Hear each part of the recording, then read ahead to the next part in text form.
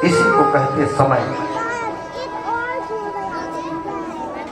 मेरे भाइयों, मेरी माताओं, जो 56 भोग लगाने वाली देवी, अनेकाई प्रकार के रसों को प्राप्त करने वाली देवी, वो आज एक सेर जौ के सूखी रोटियों से अपना पेट भर रही है।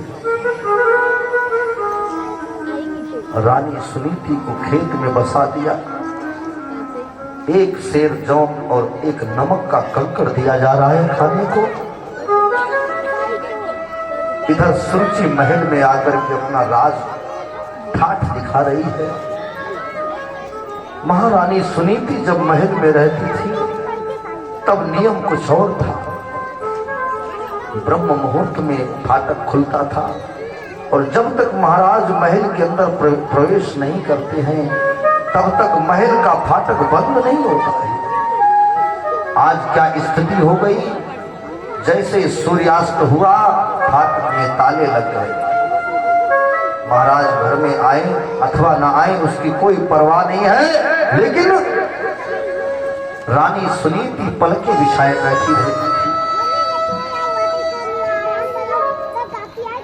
धीरे धीरे समय व्यतीत हुआ।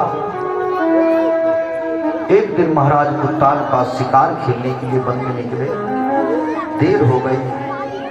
महारानी सुरुचि ने महल का दरवाजा बंद करा दिया। सूर्यास्त में राजा उत्तानपाद दरवाजे पर खड़े हैं, फाटक नहीं खुला। उसने सोचा लाओ, बड़े दिन हो गए हमने अपनी रानी को नहीं देखा। मन बन गया सुनीति के पास चले। रानी सुनीति अपनी झोपड़ी में पड़ी है और वहां खेतों में चिड़िया काग भगाती है और दाने बीन बीन के अपना काम करती। महारानी सुनीति ने देखा अपने स्वामी को घोड़े की टाप बजी, सीकों की चटाई पर लेटी थी। सीकों की सुघर चटाई पर महारानी सुनीति उठ खड़ी हुई। सीकों की सुघर चटाई पर वो ग्रह लक्ष्मी थी पड़ी हुई। और जब स्वामी को आते देखा, रहो जब स्वामी को आते देखा, गंभीर भाव से खड़ी हुई।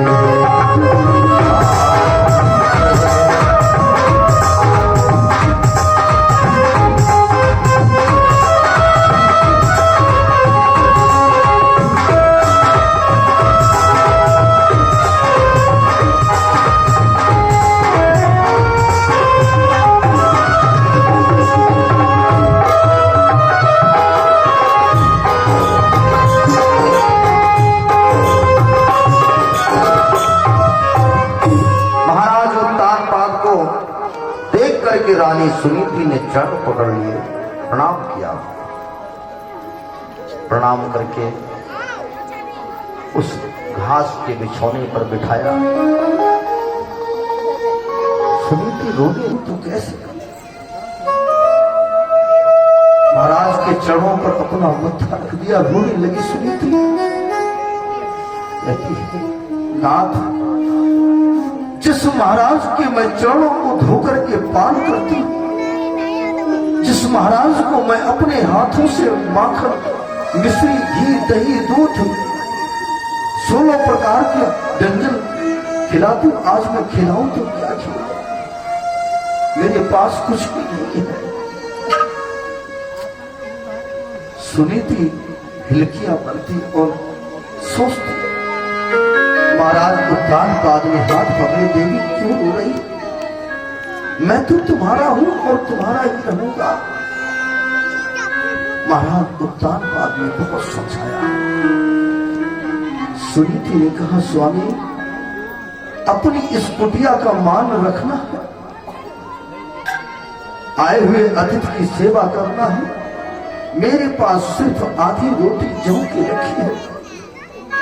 हे स्वामी, आधी रोटी जौ की रखी है, उस आधी रोटी जौ की ग्रहण कीजिए।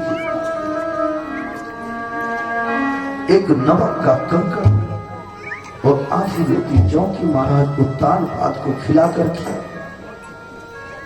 भक्तों रात्रि व्यतीत करते। वो थी रात सुहाग की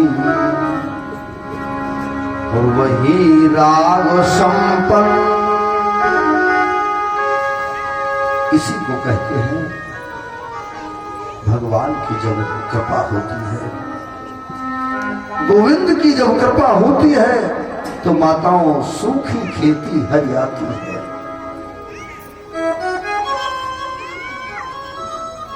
जा पर कृपा राम की होई, ता पर कृपा करहि सब कोई। नारायण की जब कृपा हो जाए तो पूरे संसार उस पे दयाल हो जाता है। अगर प्रभु की जरा सी दृष्टि घूमन भी तुम्हारे दास बन जाएगा। के साथ में रात्रि व्यतीत किया, उसका गर्भ धारण हो गया। बोले गोविंद भगवान की। सुनीति ने गर्भ धारण कर लिया। महाराज प्रातः काल अपने महल में चले गए। अगले दिन उसकी छोटी रानी सुरुचि, उसने भी गर्भ को धारण कर लिया है। दोनों माताएं, दोनों रानियां गर्भवती हो गई। धीरे धीरे समय की प्रतीक्षा होने लगी। सज्जनों, तभी तो बताना पड़ता है, इस जीवन में न जाने कब क्या हो सकता है, कोई पता नहीं। तो जिंदगी एक किराए का घर है और जिंदगी एक किराए का घर है, एक न एक दिन बदल पड़ेगा।